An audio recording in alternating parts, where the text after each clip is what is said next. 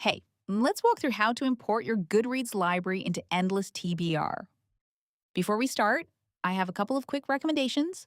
First, if you keep a TBR list anywhere else, like in your Notes app, a spreadsheet, save TikToks, random screenshots, or wherever your book recs are currently living, I highly recommend adding those books to your Goodreads TBR before you do the import. That way, when you bring everything into Endless TBR, you're importing as much as possible all at once. It also helps you avoid trying to remember what you already imported later, which is where duplicates and tiny little organizational nightmares can happen. The second thing I recommend is checking your series.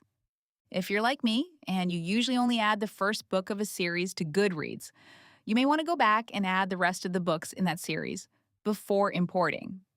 So, for example, if you only have A Court of Thorns and Roses saved, you would go back and add book 2, book 3, book 4, and so on. That way, when everything comes into your tracker, your series will be much more complete, and it'll be easier to connect everything properly.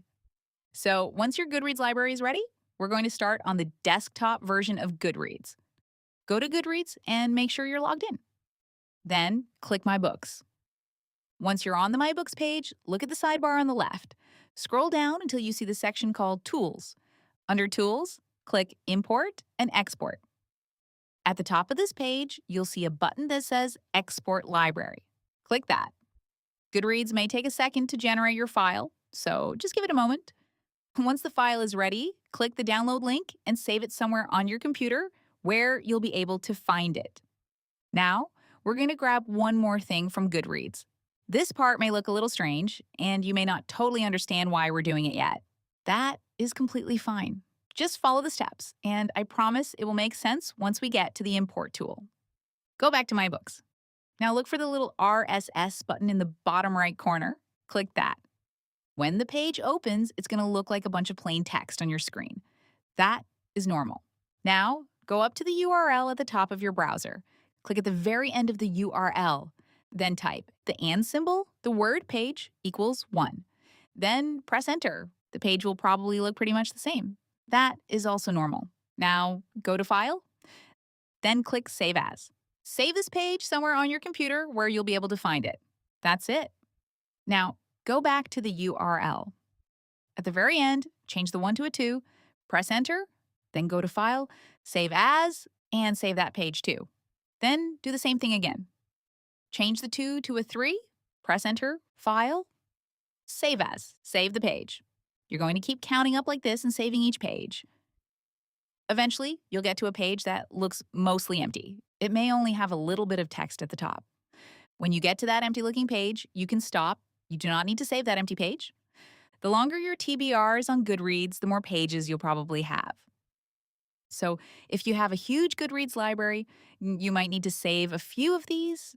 And yes, I know these files look weird. You do not need to know what to do with them yet. We're going to use them in the next step.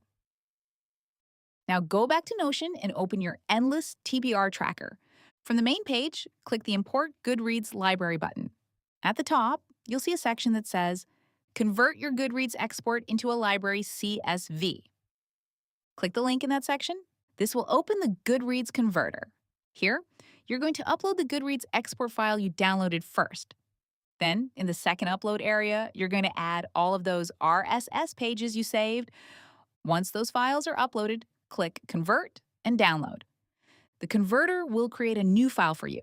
This new file is the one we're going to import into Notion.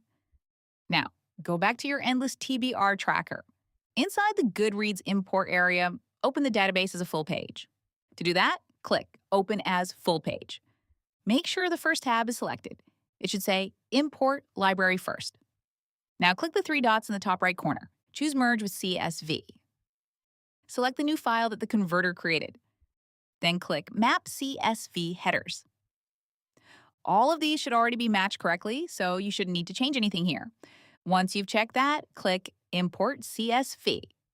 Depending on the size of your library, this may take a couple of minutes. So just let Notion do its thing. Once it's finished, click Go to Import. Now you should see your books uploaded into the import database. Okay, so now your books are in here. And I do want to explain one thing before we keep going. I wish there was a way to import your entire Goodreads library into Notion with one perfect magic button. Unfortunately, Notion does not make that possible. So, what I've done is make the process as simple as I possibly can. This next part may feel a little repetitive at first, but it really does not take as long as it looks. When I imported my personal library, which had about 1,200 books, it took me around half an hour. So, my advice is put on an audiobook, grab a Diet Coke, and make it a little task. This is also why I recommend getting your Goodreads library ready before you import. It's just easier to do this once. Now, the first thing we're going to do is fix the image column. Find the column that says Image Link. Click on that property, then choose Change Type. Select Files and Media. Once you do that, your book covers should show up as actual cover images. Now we're going to connect your authors. In the Authors section, click Add New Author. This whole section is sorted by author name, so all the books by the same author should be grouped together. After you add the author once, you can click into the cell and drag it down to the other books by that same author. You do not want to click Add New Author again for every single book by the same author. That would create duplicate author pages, and we do not want that. We want one author page connected to all of that author's books. So the process is add new author, click the author field, press the escape key on your keyboard to close the little pop-up, then drag it down through the rest of that author's books. Then move to the next author, add new author, click the field, press escape, drag it down, and keep going. If you accidentally drag an author down too far, that's okay. Just click into the cell and remove it, like this. Now, we're going to do the same thing for series. Move over to the Edit Series section. This works exactly like authors.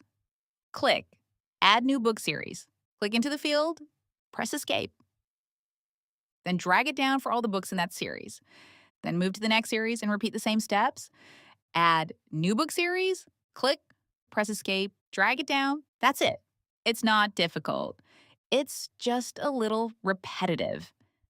Now, once your authors and series are connected, you can move over to Edit Details. This part is optional. You do not have to fill it all in right now, but this is where you can add things like genre, tropes, spice level, and ownership details. For genres, you can select from the existing list. And if there's a genre you want that isn't already there, you can create a new one. So, for example, if romance was not already listed, you would type romance into the genre field. Then click New Romance and Genres. And now that genre exists in your tracker. You can do the same thing with tropes. You can tag the tropes that apply to each book, add the spice level, and fill in any extra details you want.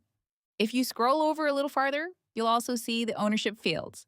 This is where you can check off whether you own the book on Kindle, on your physical shelf, or in your audio library. You can also tag the editions you own.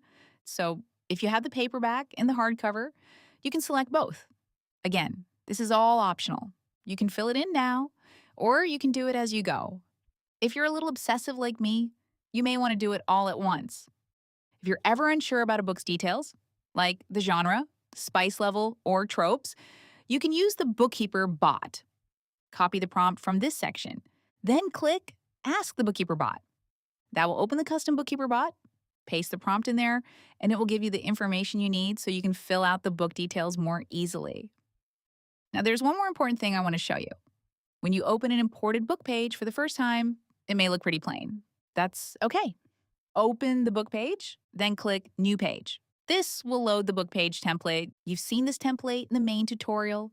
This is the full book page layout, where your summary, review, tropes, quotes, fan art, and progress live. So, whenever you open an imported book for the first time, make sure you click New Page and select the template. Once you do that, the page will load properly. And that's the Goodreads import process. I know it may look like a lot when you're seeing it for the first time, but once you start going through the steps, it's pretty straightforward.